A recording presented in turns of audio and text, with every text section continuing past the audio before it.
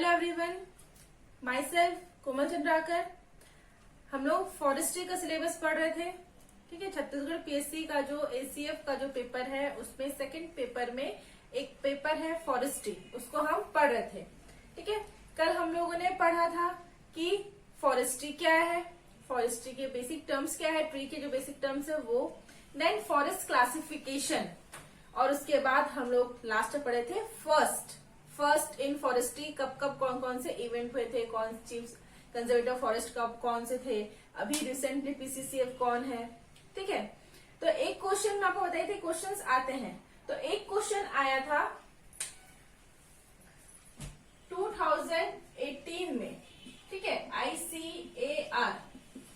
ICAR का जो net exam होता है उसमें क्वेश्चन आया था। उस क्वेश्चन में क्या था कि who is the head of forest administration in India. ठीक है, dash is the head of forest administration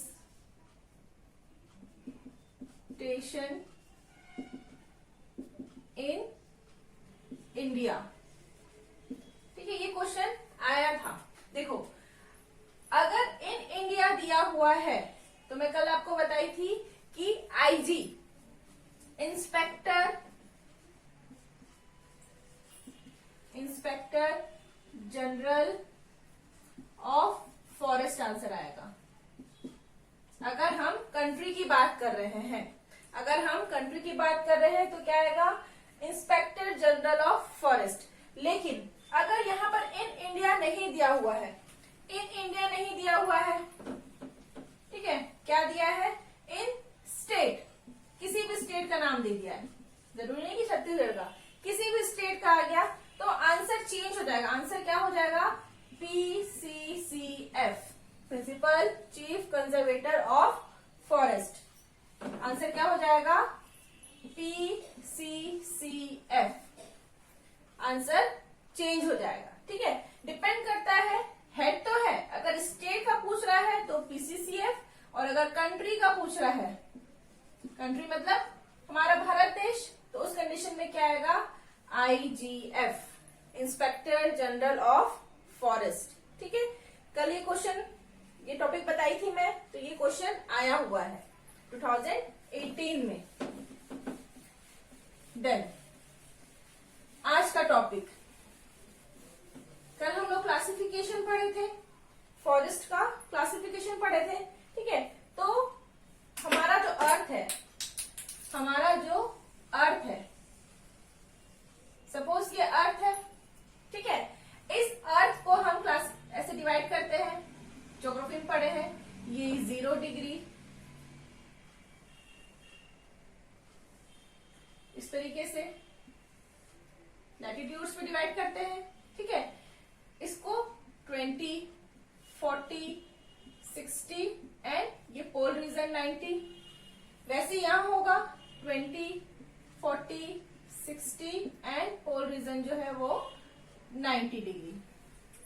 ठीक है, देखो ये वाला जो रीजन है इक्वेटर से लेकर के 20 degree above and 20 degree below, ये पोर्शन। ठीक है, ये वाला जो रीजन है, हम लोग भी पढ़ रहे हैं क्लाइमेटिक रीजन, टॉपिक है क्लाइमेटिक रीजन। कितने क्लाइमेटिक रीजन्स में हम डिवाइड करते हैं, तो फर्स्ट 0 डिग्री से लेकर के 20 degree above and 20 degree below, इसको कहते हैं ट्रॉपिक रीजन या ट्रॉपिकल रीजन। देन सेकेंड है सब ट्रॉपिकल रीजन, सब ट्रॉपिकल क्लाइमेटिक रीजन या सब ट्रॉपिकल रीजन। ठीक है, देन इसका वेरिएशन कहां से कहां होगा, तो ये 20 to 40 डिग्री तक। ठीक है, देन थर्ड है टेम्परेट रीजन। टेम्परेट रीजन का कहां से कहां तक होगा, तो 40 to क्लाइमेटिक रीजन मिलेगा। टेम्परेट मतलब कल ही बताई थी मैं कि जहां पर बर्फ होगा, हिमालयन टाइप का एरिया, ठीक है, उसका क्या रेंज है 40 to 60। देन ये first, second, third and last fourth है आर्टिक। लास्ट फोर्थ है आर्टिक, या इसी को ही एंटार्क्टिक रीजन भी कहते हैं। Antarctic region, Antarctic region, Antarctic region का जो रेंज होगा वो अबव 60, वो क्या होगा अबव 60, अबव 60 डिग्री सेल्सियस, 60 तक ये था, ठीक है।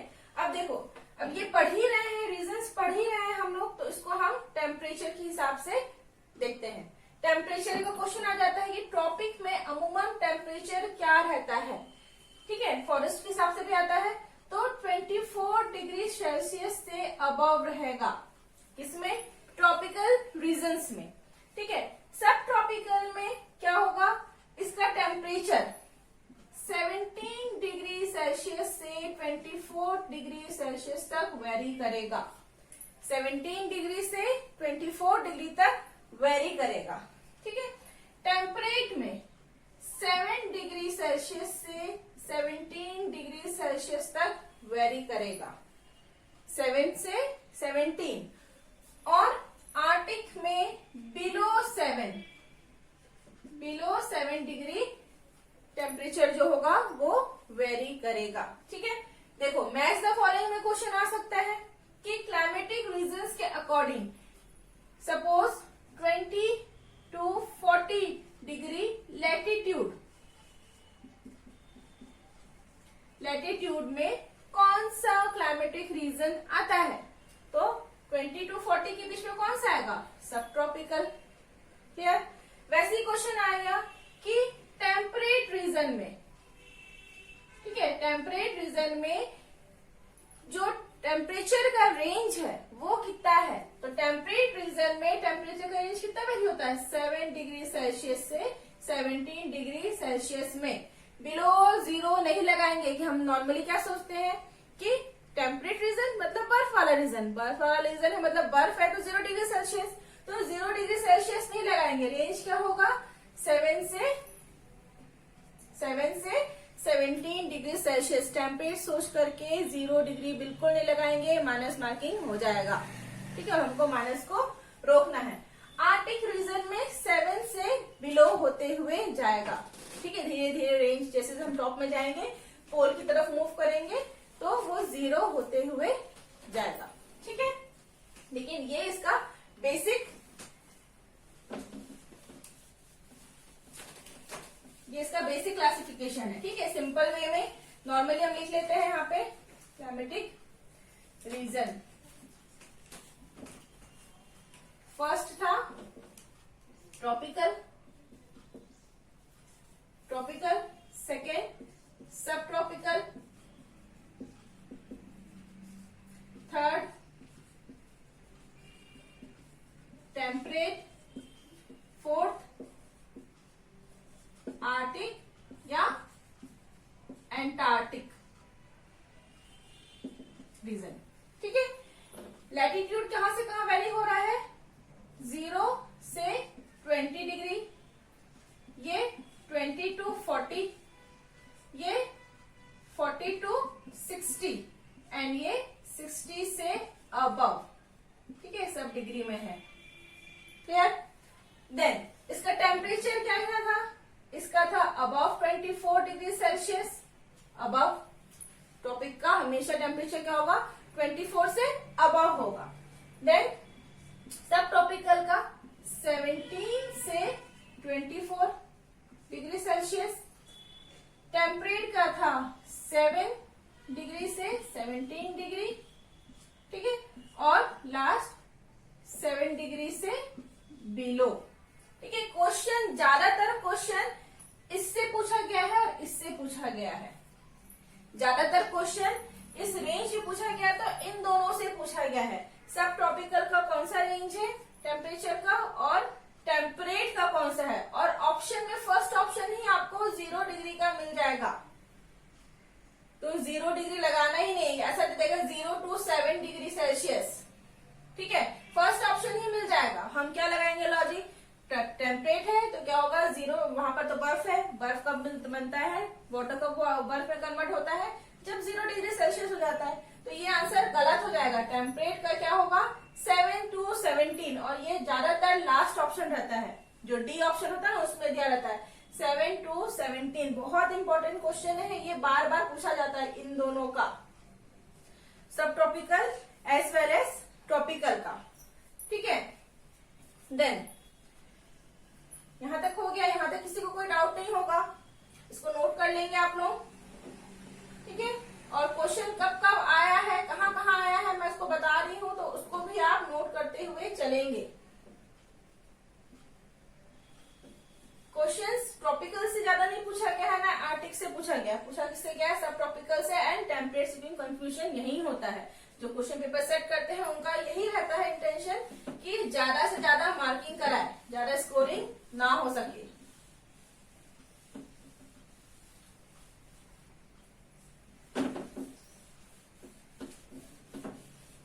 देन अब क्लाइमेट विजन देख लिया हम लोग, अब क्योंकि हमको फॉरेस्ट पढ़ना है, ठीक है, तो क्लाइमेट विजन के अकॉर्डिंग फॉरेस्ट कितने टाइप के फॉरेस्ट होते हैं, फॉरेस्ट के रेंज। कल जो हम लोग पढ़े थे वो फॉरेस्ट टाइप्स थे, क्लासिफिकेशन जो जनरल क्लासिफिकेशन होता है उसको हम लोग पढ़े थे।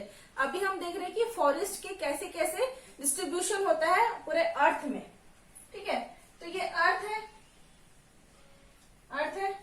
ये इक्वेटर है, equatorial region, tropic region. Tropic से हम जैसे टेम्परेचर की लैटिट्यूड ऊपर बढ़ते जाएंगे, टेम्परेचर कम होता जाएगा, हम कहाँ पहुंचेंगे, ऊपर 90 डिग्री तक पहुंचेंगे। ठीक है, तो कैसे कैसे फॉरेस्ट डिस्ट्रीब्यूट होते हैं, तो इक्वेटर के पास, इक्वेटर मतलब कि भूमध्य रेखा 0 डिग्री, इसके पास इसके 20 डिग्री तक, 0 से 20 डिग्री अबव एंड बिलो हमको कैसे फॉरेस्ट मिलेंगे, तो ट्रॉपिक रीजन था तो ट्रॉपिकल नाम आएगा, ट्रॉपिकल रेन फॉरेस्ट। ठीक है, कैसे मिलेंगे, ट्रॉपिकल रेन फॉरेस्ट। अब ट्रॉपिकल रेन फॉरेस्ट का नाम आ ही गया है तो उसके बारे में एक चीज जान लो कि अभी रिसेंटली कोई पेपर हुआ था चिराग प्रोजेक्ट का, ठीक है, चिराग का पेपर हुआ था, उसमें ये पूछा गया था कि इनमें से किस फॉरेस्ट का प्रोडक्टिविटी या डेंसिटी सबसे ज्यादा है, तो उसमें ऑप्शन ये भी था ट्रॉपिकल रेन फॉरेस्ट, और यही इसका आंसर भी है। ट्रॉपिकल रेन फॉरेस्ट का productivity as well as density, diversity सबसे ज्यादा होगा किसी भी फॉरेस्ट का। आगे आपको और फर्स्ट टाइम बताऊंगी मैं, ठीक है, अर्थ के हिसाब से, तो उसमें जितने भी फॉरेस्ट है सबसे ज्यादा किसका डेंसिटी या डाइवर्सिटी होगा, तो ट्रॉपिकल रेन फॉरेस्ट का। ठीक है, अब हम और ऊपर जाते हैं। ठीक है, ट्रॉपिकल यहां तक रीजन था, अब हम और ऊपर जाते हैं। ठीक है, तो ऊपर जाएंगे तो हमको क्या मिलेगा, दूसरा टाइप का फॉरेस्ट जिसको हम ग्रासलैंड या डेजर्ट फॉरेस्ट भी कहते हैं, डेजर्ट फॉरेस्ट। ठीक है, यहां से यहां तक का रेंज क्या था, ट्रॉपिक। अब उसके ऊपर गए, ये वाले रीजन में तो हमको क्या मिला, डेजर्ट या ग्रासलैंड फॉरेस्ट।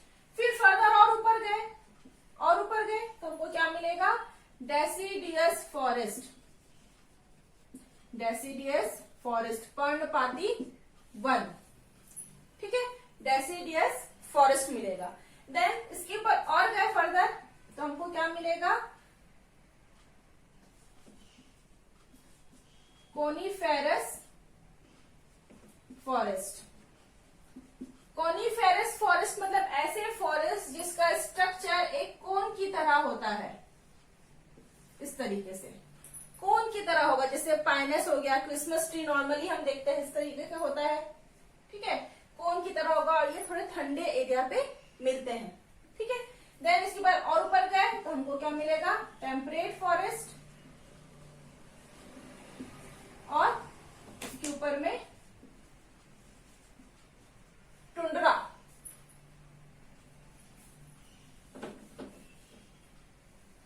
6 नंबर टुंड्रा, ठीक है। टुंड्रा भी फॉरेस्ट का टाइप है, और इसके ऊपर में होता है अल्पाइन लाइन, जहां पे कोई भी फॉरेस्ट हमको नहीं मिलता है, ठीक है, जहां पे हमको कोई भी फॉरेस्ट नहीं मिलता है। तो बेसिकली आपको किस किस का क्वेश्चन उठेगा, पहला क्वेश्चन ये हो जाएगा कि इनको सीक्वेंस में अरेंज करो, पोल से इक्वेटर की ओर बढ़ते हुए या इक्वेटर से पोल की ओर बढ़ते हुए। अगर इक्वेटर से पोल की ओर बढ़ते हुए पूछेंगे तो ये सीक्वेंस है, tropical rain forest, grassland forest या desert forest, deciduous forest, coniferous forest, temperate forest या टुंड्रा फॉरेस्ट, ठीक है। अगर पोल से बोलेगा, पोल से आपको इक्वेटर की ओर बढ़ना है तो आप उसको ऑपोजिट कर लीजिए। ये सीक्वेंस को याद रखना है, ठीक है। अमूमन क्या होता है, क्वेश्चन में क्या करते हैं, अभी तक जितने भी एग्जाम हुए हैं उसमें ट्रॉपिकल रेन फॉरेस्ट के बाद में इस पोर्शन को हटा देते हैं, ठीक है, इस पोर्शन को हटा देते हैं, डेसिडियस फॉरेस्ट डाल देंगे, कॉनिफरस फॉरेस्ट डाल देंगे और बाद में इसको डाला जाता है। तो हमारे दिमाग में क्या आता है, नॉर्मली जब हम क्वेश्चन को सॉल्व करते हैं कि ग्रासलैंड में ट्री कम होंगे, तो डेसिडियस में तो ट्री मिलते हैं हमको, कॉनिफरस में भी ट्री मिलते हैं, तो हम क्या लॉजिक लगाते हैं, ये इसके बाद आएगा, बट ये इसके बाद नहीं आएगा। सेकेंड स्टेज में ही हमको ग्रासलैंड या डेजर्ट फॉरेस्ट मिलता है, जब हम इक्वेटर से पोल की ओर बढ़ते हुए जाते हैं। क्लियर? ये क्वेश्चन अभी रिसेंटली पूछा गया है, मैक्सिमम डाइवर्सिटी वाला, ठीक है, ट्रॉपिकल रेन फॉरेस्ट। तो हो सकता है क्वेश्चंस रिपीट हो जाए, क्वेश्चन पेपर तो सेट वहीं से होना आफ्टर ऑल, ठीक है। तो ये क्वेश्चन को ध्यान में रखेंगे कि मैक्सिमम डाइवर्सिटी या मैक्सिमम फॉरेस्ट या मैक्सिमम प्रोडक्टिविटी किस फॉरेस्ट में मिलता है, तो ट्रॉपिकल रेन फॉरेस्ट में, ठीक है। तो आज हम लोग क्लाइमेटिक रीजन पढ़ लिए, अब क्लाइमेटिक रीजन से हम उसके फॉरेस्ट टाइप्स भी देख लिए। यहां तक आ गया होगा समझ में?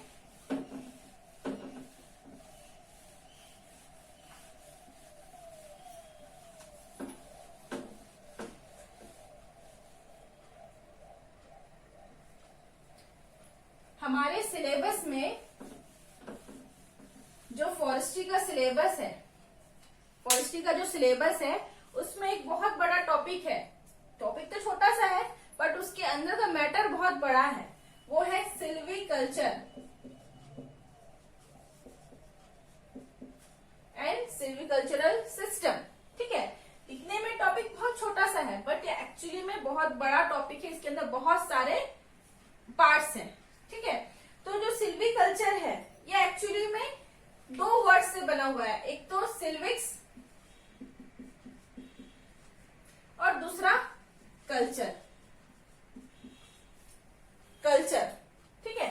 सिल्विक्स मतलब ये समझिए कि किसी भी ट्री को हमको उसकी स्टडी करना है, एक साइंटिफिक स्टडी करना है किसी ट्री का, उसके पूरे लाइफ साइकिल के, उसके स्ट्रक्चर का, उसके आगे के फेज का, तो उसको हम कहते हैं सिल्विक्स, एक साइंटिफिक स्टडी, ठीक है। और सिल्विक्स का स्टडी अगर एक आर्ट के फॉर्म में कर रहे हैं हम, सिल्विक्स को हम एक आर्ट के फॉर्म में, आर्ट एंड कल्चर कर रहे हैं हम उसको, तो उसको कहेंगे सिल्वीकल्चर। मतलब सिल्वीकल्चर के अंतर्गत क्या आएगा, सिल्विक्स आएगा। दोनों टॉपिक अलग अलग है, ठीक है।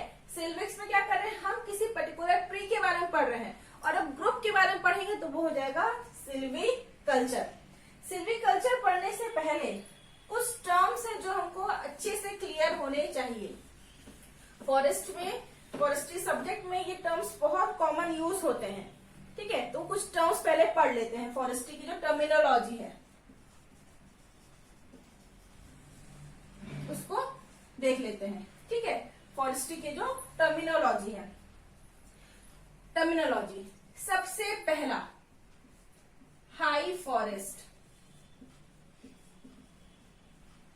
सबसे पहला हाई फॉरेस्ट, ठीक है। नाम पे नहीं जाना है। हाई मतलब ऐसा मत सोचिए कि ऊंचा फॉरेस्ट, ऊंचा फॉरेस्ट नहीं है ये। हाई फॉरेस्ट मतलब ऐसा फॉरेस्ट जो कि सीड के द्वारा, बीज के द्वारा उत्पन्न किया गया है। बीज जो है वो जमीन में गिरा, जमीन में गिर के वो रिप्रोड्यूस हुआ, जर्मिनेट हुआ, जर्मिनेट होने के बाद में वो फर्दर पूरा डेवलप करते हुए फॉरेस्ट बनाया। अगर इसकी उत्पत्ति सीड के थ्रू हो रही है, बीज के द्वारा हो रही है, तो ऐसे फॉरेस्ट को हम हाई फॉरेस्ट कहते हैं। ऐसे फॉरेस्ट को हाई फॉरेस्ट कहते हैं। Second word copies forest. Copies forest बहुत इंपॉर्टेंट।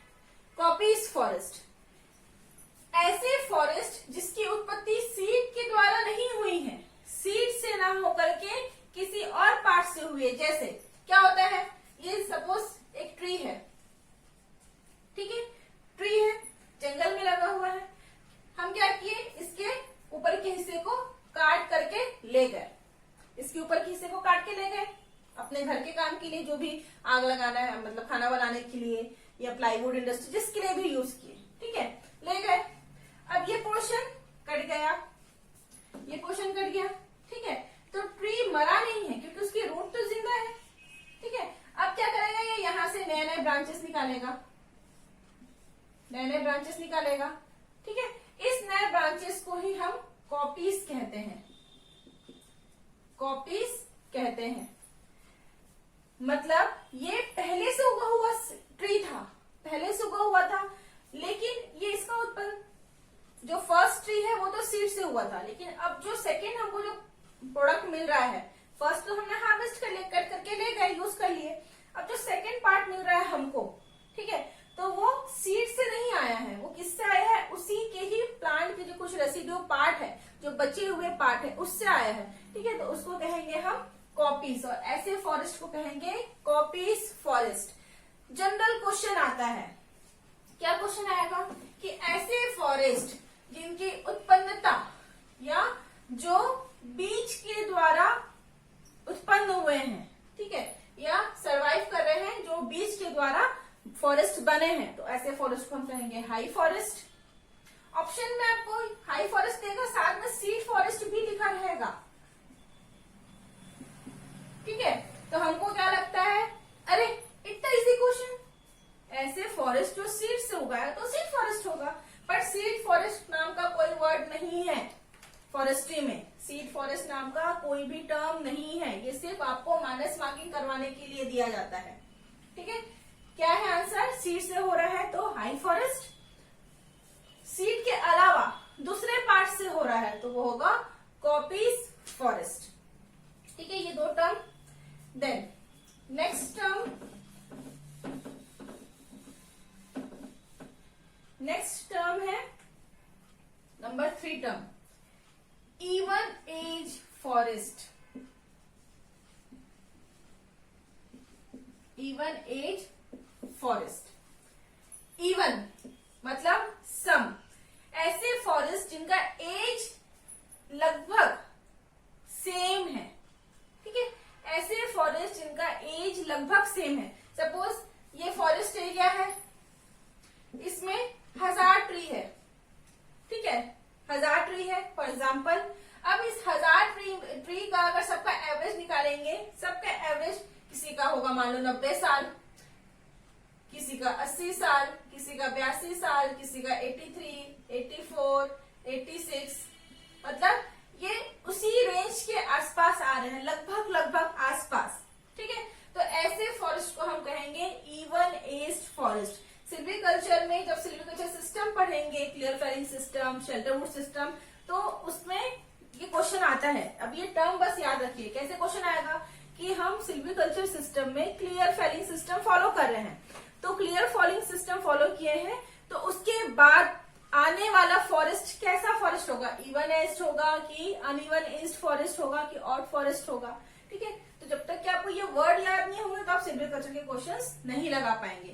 तो इवन एज्ड फॉरेस्ट से क्या समझे कि इसमें जितने भी ट्री होंगे वो लगभग लगभग अपने एक समान एज के होंगे, ठीक है, इवन एज्ड फॉरेस्ट।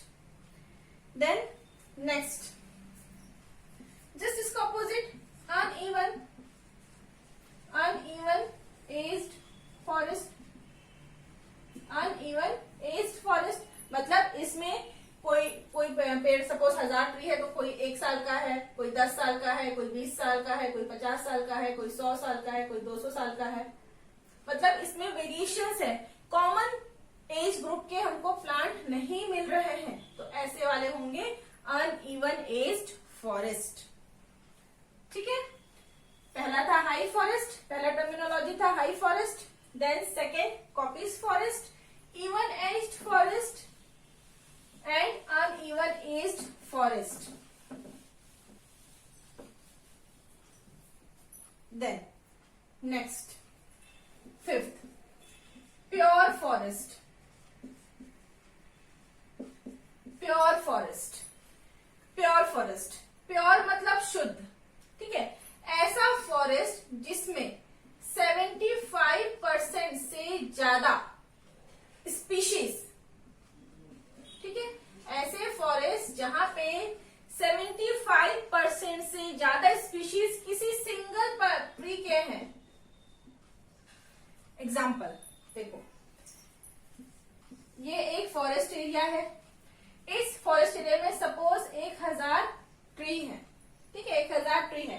अब इस 1000 में लगभग 750 सपोज 780 ट्री जो है वो साल के हैं, शौर्य रोबस्टा। ठीक है, साल के हैं, तो ये क्या हो जाएगा, प्योर साल फॉरेस्ट। इसका नाम क्या हो जाएगा, प्योर साल फॉरेस्ट। मतलब लगभग 75% से अबव एक ही स्पीशीज मिल रहा है, बाकी 25% कुछ भी हो सकता है, सागौन हो सकता है, बीजा हो सकता है, अकेशिया हो जाएगा। ठीक है, जो जो हमको फॉरेस्ट में मिलता है वो सब होंगे, लेकिन 75 से 80% स्पीशीज एक ही स्पीशीज के हैं, एक ही प्रजाति के हैं, तो ऐसे फॉरेस्ट को कहेंगे हम प्योर फॉरेस्ट। ठीक है, 75 से ज्यादा अगर एक ही स्पीशीज के मिल रहे हैं तो वो होंगे प्योर फॉरेस्ट। ये सब इसलिए पढ़ना है क्योंकि हमको सिल्वीकल्चर पढ़ने से पहले ये टर्म्स क्लियर होने हैं। ठीक है, इससे पहले हमको टर्म्स क्लियर होने हैं। देन नेक्स्ट, प्योर हो गया, प्योर के बाद आएगा मिक्स्ड फॉरेस्ट। मिक्स्ड नाम से ही क्लियर हो रहा है, मिक्स्ड फॉरेस्ट। मिक्स्ड फॉरेस्ट मतलब ऐसा फॉरेस्ट जहां पर किसी एक प्रजाति की बहुलता नहीं है, ज्यादा नहीं मिल रहा है, मिक्स मिल रहे हैं। मतलब सपोज 1000 ट्री है तो 1000 में जो होंगे वो 200 साल के हैं, 200 लगभग सागौन के हैं, 200 लगभग वहां पे अकेशिया के स्पीशीज है। ठीक है, 100 लगभग पाइन के स्पीशीज है। मतलब किसी की एक की बहुलता नहीं है, एक जो है वो कंटिन्यूअस नहीं है या ज्यादा नहीं है, सब आसपास मिल रहे हैं, तो ऐसे फॉरेस्ट को कहेंगे हम मिक्स्ड फॉरेस्ट। ऐसे फॉरेस्ट को कहेंगे मिक्स्ड फॉरेस्ट। ठीक है, 6 टर्म हो गया। पहला था high forest, copies forest, even aged forest, uneven aged forest, pure forest and mixed forest. अब कल मैं आपको बताई थी कैनोपी के बारे में, कल कैनोपी के बारे में बताई थी। ठीक है, कैनोपी डेंसिटी,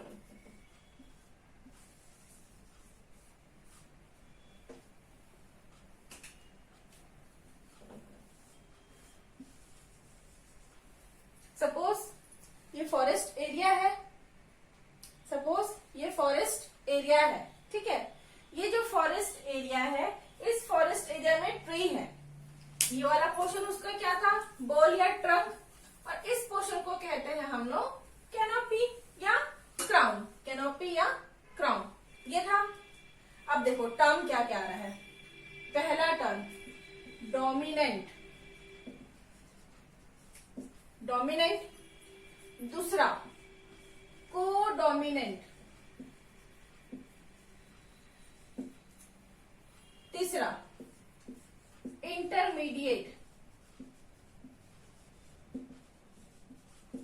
और चौथा सप्रेस्ड। डायरेक्ट क्वेश्चन बनते हैं। ठीक है, फॉरेस्ट्री में ज्यादा एकदम समझने का नहीं है, हाँ बेसिक समझना है कि वो होता क्या है, बाकी मैक्सिमम चीज आपको रटना ही है। ठीक है, इसमें कुछ नहीं कर सकते, आपको समझ के रटना है। देखो डोमिनेंट, डोमिनेंट देखो हमारे इकोसिस्टम का जो कंट्रोलिंग फैक्टर है वो क्या है, सन है, सन है। ठीक है, सन से क्या मिलता है हमको, लाइट मिलता है। इस लाइट से प्लांट फोटोसिंथेसिस करते हैं, सब पड़े हुए हैं। ठीक है, तो ये जो सन है, सन से पड़ने वाला लाइट पूरे कैनोपी पे अगर पड़ रहा है, पूरे कैनोपी पे ओपनली पड़ रहा है, मतलब ये लाइट जो है इसको पूरा मिल रहा है, मतलब नीचे ब्रांच तक पूरा ओपनली मिल रहा है, डायरेक्ट मिल रहा है, किसी के द्वारा पड़ के या रिफ्लेक्ट होके नहीं आ रहा है। तो ऐसे ट्री को हम कहेंगे डोमिनेंट। ऐसे ट्री को क्या कहेंगे, डोमिनेंट। जैसे ये एक फॉरेस्ट बताई थी मैं, तो इसके कंडीशन में इसको पूरा सनलाइट मिल रहा है, डायरेक्ट सनलाइट मिल रहा है पूरी तरीके से, इसके ऊपर किसी की छाया नहीं पड़ रही है, शेड नहीं पड़ रहा है, तो इसको क्या कहेंगे हम, डोमिनेंट। दूसरा कंडीशन, अगर सिर्फ टॉप पोर्शन में ही डायरेक्ट सनलाइट मिल रहा है, नीचे वाले पोर्शन में नहीं मिल रहा है, पेड़ बहुत ऊंचा है, बहुत ऊंचा है, लेकिन जंगल बहुत घना होने की वजह से क्या हो रहा है, ऊपर के पोर्शन में डायरेक्ट सनलाइट मिल रहा है, नीचे में सनलाइट नहीं आ रहा है, रिफ्लेक्ट होकर के या शेड के द्वारा मिल रहा है, शेड हो जा रहा है, परछाई आ जा रही है। तो ऐसे ट्री को या ऐसे कैनोपी को हम कहेंगे कोडोमिनेंट। मतलब ऊपर के हिस्से में डायरेक्ट सनलाइट पड़ रहा है और नीचे के हिस्से में डायरेक्ट सनलाइट नहीं पड़ रहा है। ठीक है, तो उसको क्या कहेंगे, कोडोमिनेंट। तीसरा इंटरमीडिएट। इंटरमीडिएट मतलब उसके ऊपर में सनलाइट यहां से पड़ रहा है, ये पड़ रहा है, ठीक है, सनलाइट आ रहा है, और ये सबसे ऊपर का हिस्सा भी नहीं बना रहा है, जैसे इस पे सबसे ऊपर का हिस्सा ये वाले दो ट्री बना रहे हैं, ना ये ऊपर का हिस्सा कंप्लीट बना रहा है, ना वो बिलो में है, तो ऐसे को कहेंगे हम इंटरमीडिएट। इसका क्राउन जो है ना वो डोमिनेंट की रेंज में आ रहा है, ना वो सप्रेस्ड की रेंज में आ रहा है, बीच में है, मतलब बीच में सरवाइव कर रहा है, मिडिल क्लास फैमिली टाइप का सरवाइव कर रहा है, तो उसको कहेंगे हम इंटरमीडिएट फॉरेस्ट या इंटरमीडिएट ट्री। और लास्ट होता है सप्रेस्ड। लास्ट होता है सप्रेस्ड।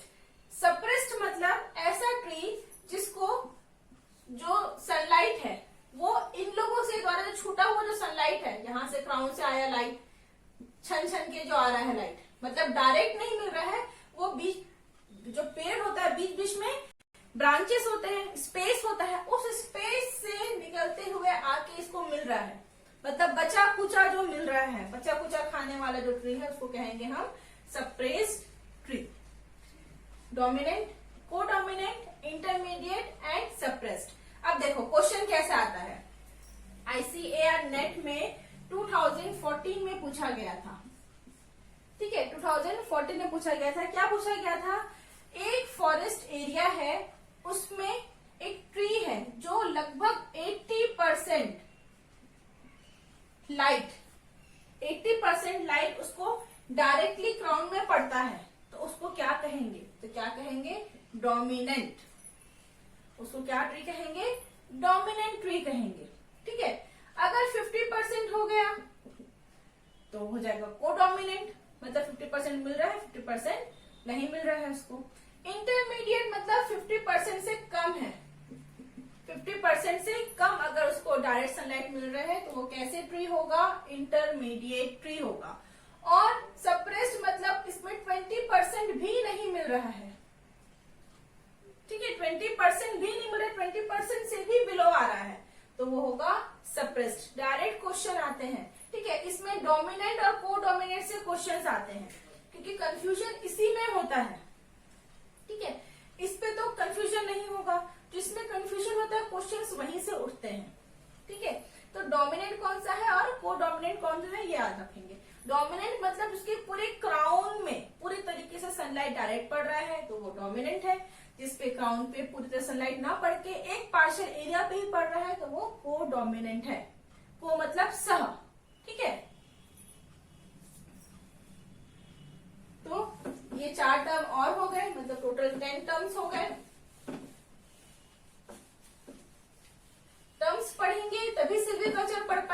पढ़ना सिल्वीकल्चर नहीं पढ़ पाएंगे। सिल्वीकल्चर क्योंकि पूरे टर्म्स पे ही डिपेंडेंट रहता है। अब मैं आपको सिल्वीकल्चर पढ़ा रही हूँ, पढ़ाते पढ़ाते बोलूंगी कि क्लियर फेलिंग सिस्टम का रिजल्ट क्या होता है, even age forest. Even age forest पता ही नहीं है तो आप क्या समझेंगे, ठीक है। इसलिए पहले टर्म्स को पढ़ लेते हैं। देन नेक्स्ट 11th नंबर का टर्म है प्लस ट्री। प्लस ट्री, ठीक है। प्लस ट्री मतलब ऐसा ट्री जो दिखने में बहुत अच्छा है, ठीक है, हट्टा कट्टा है, कोई डिसीज नहीं है, बहुत अच्छा ट्री है, ठीक है, हेल्दी दिख रहा है, मतलब दिखने में दिख रहा है, पर अंदर से है कि नहीं ये नहीं पता, अंदर कैसा है उसका बनावटी ये नहीं पता।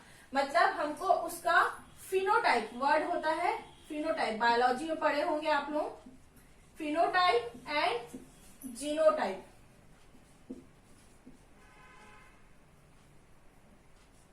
Phenotype and genotype. फिनोटाइप मतलब फिजिकल अपीयरेंस, फिजिकल, बाहर से कैसे दिख रहा है, और जीनोटाइप मतलब उसका जेनेटिक्स, कि वो अंदर से उसका जीन्स कैसा है, जीन्स कैसे हैं, ठीक है। तो प्लस ट्री में क्या बोली मैं कि वो बाहर से बहुत अच्छा दिख रहा है, हमको उसका फिजिकल लुक बहुत अच्छा पसंद आ रहा है, बट वो अंदर से कैसा है वो हमको नहीं पता, ठीक है। मतलब हमको सिर्फ उसका फिनोटिपिक पता है, फिनोटिपिक स्ट्रक्चर पता है, बट जीनोटिपिक नहीं पता। तो ऐसे ट्री को हम प्लस ट्री कहेंगे। क्वेश्चन आया है, अभी भी आया था, जो आईसीआर नेट का जो 2021 में एग्जाम हुआ था उसमें ये आया था कि ऐसे ट्री जिसका फिनोटिपिकली साउंड है, सिर्फ फिनोटिपिकली साउंड बोल रहा है, ठीक है, फिनोटिपिकली साउंड मतलब स्ट्रॉन्ग, ठीक है, साउंड मतलब आवाज नहीं, इसमें क्या हो रहा है, इसका मतलब क्या निकल रहा है, स्ट्रॉन्ग। फिनोटिपिकली स्ट्रॉन्ग है तो उसको हम क्या कहेंगे, प्लस ट्री, उसको हम क्या कहेंगे, प्लस ट्री। दूसरा, ऐसा ट्री जिसका हमको फिनोटिपिकली भी स्ट्रॉन्ग है, उसका हमने स्टडी करके, रिसर्च करके, एक्सपेरिमेंट करके उसका जीनोटाइप भी निकाल लिए, तो जीनोटाइपिकली भी स्ट्रॉन्ग है, मतलब उसकी जीन्स भी स्ट्रॉन्ग है और वो फिजिकली भी स्ट्रॉन्ग है, मतलब वो फिजिकली और जेनेटिक दोनों तरीके से स्ट्रॉन्ग है। फिनोटिपिकली एंड जीनोटिपिकली दोनों तरह से अगर साउंड है तो उसको कहेंगे हम allied tree, allied tree. 12th number का टर्म्स एलाइड ट्री, ठीक है, क्लियर। प्लस ट्री में सिर्फ फिनोटिपिकली स्ट्रॉन्ग है, पी याद रखना, सिर्फ पी, ठीक है। और एलाइड ट्री में फिनोटिपिकली भी स्ट्रॉन्ग है और जीनोटिपिकली भी स्ट्रॉन्ग है, मतलब वो बाहर से जैसे स्ट्रॉन्ग दिख रहा है अंदर से भी स्ट्रॉन्ग है, तो ऐसे ट्री को एलाइड ट्री कहते हैं, ठीक है। अगर क्वेश्चन आया कि tree which is only phenotypically sound तो क्या होगा, प्लस ट्री। लेकिन tree which is both phenotypically and genotypically, मतलब फिनोटाइप के अकॉर्डिंग और जीनोटाइप के अकॉर्डिंग दोनों तरीके से बहुत ही ज्यादा स्ट्रॉन्ग है, मजबूत है, तो उसको क्या कहेंगे हम, एलाइड ट्री। ये बहुत कॉमन क्वेश्चन है जो पीएचडी के लिए एंट्रेंस एग्जाम होता है, फॉरेस्ट्री के लिए, या जो फॉरेस्ट रिलेटेड क्वेश्चन सेट होते हैं, जैसे आंध्रा में होता है, आंध्र प्रदेश पीएससी में होता है, केरल में होता है, ठीक है, अभी हमारे छत्तीसगढ़ में भी होगा, तो ऐसे क्वेश्चंस को सर्च करते हैं, ऐसे क्वेश्चंस ही उसमें आते हैं, ठीक है। ऐसे क्वेश्चन कि प्लस ट्री क्या है, तो ऑप्शन में क्या क्या मिलेगा आपको, प्लस ट्री क्या है, मतलब अगर डिफाइन पूछ रहा है तो प्लस ट्री होगा जो फिनोटिपिकली स्ट्रॉन्ग है, या जो जीनोटिपिकली स्ट्रॉन्ग है, या जिसका स्ट्रक्चर प्लस की तरह है, ठीक है। तो जो फॉरेस्ट्री नहीं पढ़ा है वो क्या कर देगा, उसका स्ट्रक्चर प्लस की तरह है तो वो प्लस ट्री है, ठीक है। तो नाम पे नहीं जाना है, नाम के पीछे में क्या है वो देखना है, ठीक है। नाम क्योंकि हाई फॉरेस्ट मतलब ऊंचा फॉरेस्ट गलत हो जाता है, तो इसलिए फॉरेस्ट्री जो है वो टर्मिनोलॉजी पे डिपेंडेंट है। अगर टर्म्स क्लियर है तो क्वेश्चंस लगते हुए जाएंगे। अगर टर्म्स क्लियर नहीं है तो क्वेश्चंस नहीं बनेंगे और उल्टा हम माइनस लगा के आएंगे। ठीक है, तो आज हम लोग क्या क्या देखे? क्लाइमेटिक रीजन देखे। क्लाइमेटिक रीजन के अकॉर्डिंग अर्थ में कितने टाइप के फॉरेस्ट है। उसके बाद हम कुछ टर्म्स पढ़े। पहला पढ़े हम क्या पढ़े कि पहला टर्म पढ़े हम high forest, then coppice forest, even age forest, uneven age forest, then intermediate forest, dominant forest, codominant forest, suppressed forest, plus tree and allied tree. ये सारा चीज आज हम लोग करें। ठीक है, यहां तक आप लोगों को समझ में आ गया होगा। ठीक है, तो आज यहीं तक रखते हैं। Okay, thank you.